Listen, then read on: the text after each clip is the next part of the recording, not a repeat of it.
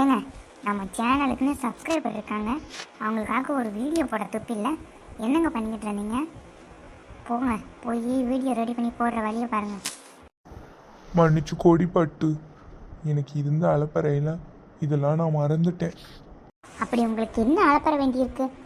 Subscribe பண்ணி நம்ம சேனலுக்கு ஆதரவு தரவங்களுக்கு நம்மளும் சப்போர்ட் பண்ணணும்னு உங்களுக்கு தெரியாது. அவங்களால தான் நம்ம, அதை புரிஞ்சுக்கோங்க.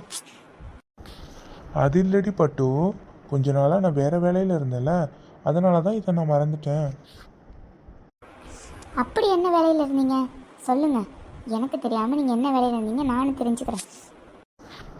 அது ஒன்றும் இல்லை பட்டு, கொஞ்சம் நைட்டி ஸ்கர்ட்டு எல்லாம் எடுத்திருக்கேன். அதை வந்து சேல்ஸ் பண்ண ஸ்டார்ட் பண்ணணும். நமக்கு தான் ஆல்ரெடி நிறைய கஸ்டமர்ஸ் இருக்காங்க, அவங்கள்ட்ட சொல்லி சேல்ஸ் பண்ணலான்னு தான் எடுத்திருக்கேன். யூடியூப்பில் தான் சேல்ஸ் பண்ணணும்னு நினச்சிருக்கேன். நீ என்ன சொல்லுத? உன்னோட ஒப்பீனியன் என்ன?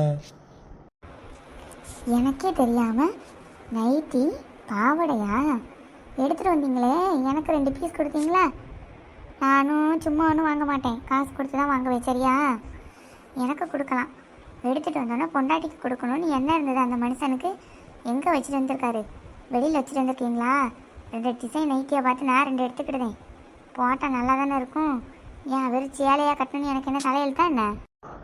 ஐயோ, தெரியாமல் இவகிட்ட சொல்லி வாங்கி கட்டிக்க போகிறேன். நல்லா என் தலை எழுத்து. அது இல்லை பட்டு, ஓன்ட்டு சொல்லாமலா? ஆர்டர் பண்ணிட்டு வந்தாச்சு, அது வந்துடும். வந்தோன்னே நீ உனக்கு தெரிஞ்சு பிடிச்ச நைட்டி பாவடையெல்லாம் எடுத்துக்கோ. நான் ஒன்றும் சொல்ல போகிறதில்ல. நீ இப்போ சொல்லு, நம்ம சப்ஸ்கிரைபர் நம்பி இறங்கலாமா வேணாமான்னு? அதை ஏன் என்கிட்ட கேட்குறீங்க? நம்ம சப்ஸ்கிரைபர்கிட்டே கேட்டுருங்க. என்ன சப்ஸ்கிரைபர் அவர்களே, உங்களை நம்பி நாங்கள் இறங்கலாமா வேணாமா?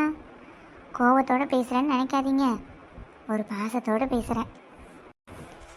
நாங்கள் யூடியூப்பில் சேல்ஸ் பண்ணலாமா வேணாமான்னு நீங்களே ஆமாம் இல்லைன்னு ஒரு கமெண்ட் பண்ணிடுங்க. நீங்கள் பண்ணுற கமெண்ட் வச்சு நாங்கள் புரிஞ்சுக்கிறோம். சரியா? ஆமாம், என் பட்டு சொல்லுறதும் கரெக்டாக தான் படுது எனக்கு.